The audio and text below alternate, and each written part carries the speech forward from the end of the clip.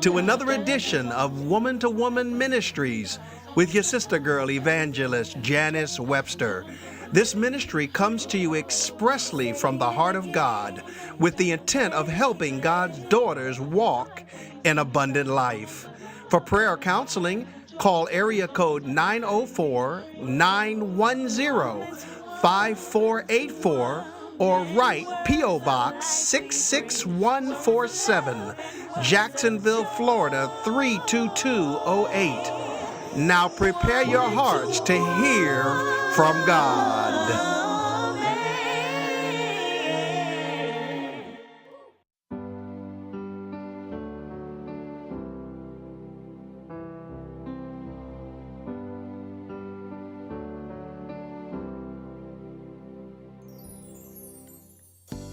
Well, I'm just so excited because today joining me here on our Woman to Woman broadcast is my beautiful mother, Pastor Diamond Rose Morris of Los Angeles, California.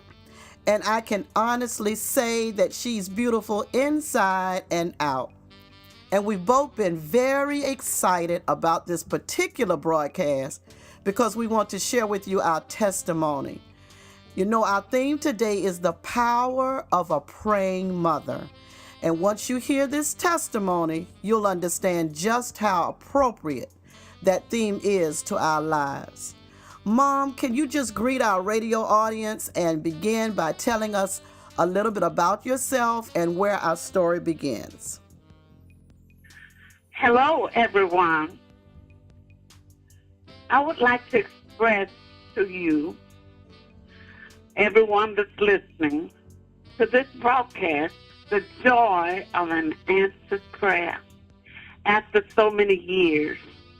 If I could tell everything that's in my heart, it would take more time than we have. So I'll just tell you some of the things that happened to me as a young girl and up until now. And I'll try to make it as short as possible. As a young girl, I was coached into giving up my beautiful little baby girl. Straight from the womb, I held her only once. And it wasn't long before I realized the sadness that followed. Being raised by a Christian mother, I soon became born again and trusting in God to lead and guide me. And as the years went by, I married and had 5 sons. Always asking God to please take care of my child, wherever she was, whatever she was doing. Please keep her from harm and bless me to see her again. Ladies and gentlemen, after 54 years, the greatest miracle of my life happened. The adoption agency sent me a letter saying that my little girl was looking for me. Oh, how I wish I could express the joy of our conversation, our first conversation. I believe I'm going to start crying right now, so I'm going to let my daughter talk, and then I'll come back. Well, this is a very emotional testimony, Mom, and just to rehearse it in my mind, thinking back to the chain of events before we even spoke, was a very emotional thing going on. I do want to say, though, I want to kind of explain a little bit about the kind of adoption we had. It was a closed adoption, which means that no information was to be exchanged either way by law unless the court ordered a release of the information. So around July 2008, I decided that it was time for me to know who my parents are, and I was going to do it whatever it took. And the only information that I had was the name of the adoption agency in Chicago. And after contacting them, I was referred to a confidential intermediary. And the reason why I'm saying all of this is for somebody who might want to do the same thing that we did. Now, in the meantime, I was adopted by 2 wonderful parents, Wesley and Frances Johnson, and they heard about this highly recommended adoption agency in Chicago through a good friend who lived there. So they decided to go up and check it out, and through God's providence, they brought me back to Jacksonville. I was raised here in Jacksonville, and as my mother will probably tell you, all of this was an answer to her prayer, that I was in a good home with a good Christian family. And yes, I always wondered about my birth mom, but every time I started to pursue the search, I chicken out. And it was July of 2008 when I made up in my mind, and I felt this push, and I knew I was going to go all the way that time.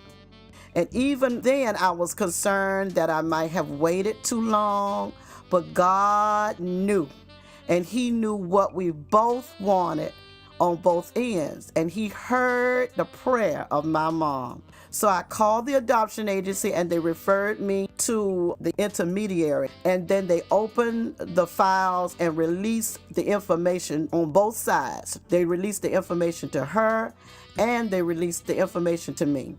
And the suspense of who, how, and is she doing okay, and do I have any brothers and sisters, that suspense was something. But the biggest question in my heart was, is she going to want to meet me? There was quite a waiting period between the time I first submitted the request for the documents to be opened by the courts and the actual day when I was informed that they had located my mom. It was about the third week in May of 2009. So the whole process, which started in July of 2008, took from that time to May of 2009, which was approximately a year. And I will never, ever forget that day, because that was during the school day, and I'm a teacher. And I was in the school office around all of my coworkers when Linda called me on my cell phone. I answered the phone and she said, "Janice, I talked to your birth mom this morning, just as casual and just as laid back." And I said, "Linda, how are you going to say something like that to me without preparing me? I'm about to fall flat on my face in front of all of these people. You haven't even told me you found my birth mom, let alone talk to her." And so she apologized and began to tell me of this very pleasant conversation that she had with you, Mom. She told me that you said that this was an answer to prayer. That's exactly. Answer prayer. And when she said that to me, it was like a big burden just fell off my shoulders. So I was just excited about, when are you going to give me the phone number? That's all I want you to do, is give me the phone number. So, Mom, the question now is, what happened when you got the letter saying that I was searching for you? Well, actually, the first, I got two letters. And, I get a lot of junk mail. The first letter, I didn't even open it. I tossed it.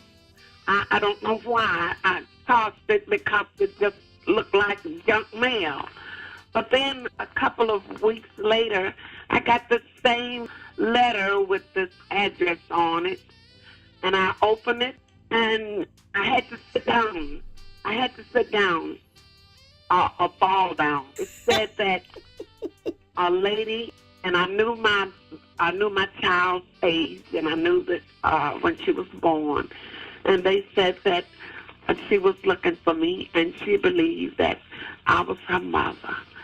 Oh, my goodness. Lord, could this be my baby? Could this really be my baby? And I began to talk to the Lord. Lord, please don't let this be a hoax, or don't let this be a trick. And after reading it, I got in touch with the agency that sent it. And she said yes. And she answered questions. And I wanted to know the different things that you would want to know to be sure that it is your child. And she told me everything. And my baby wanted to know if I wanted to see her.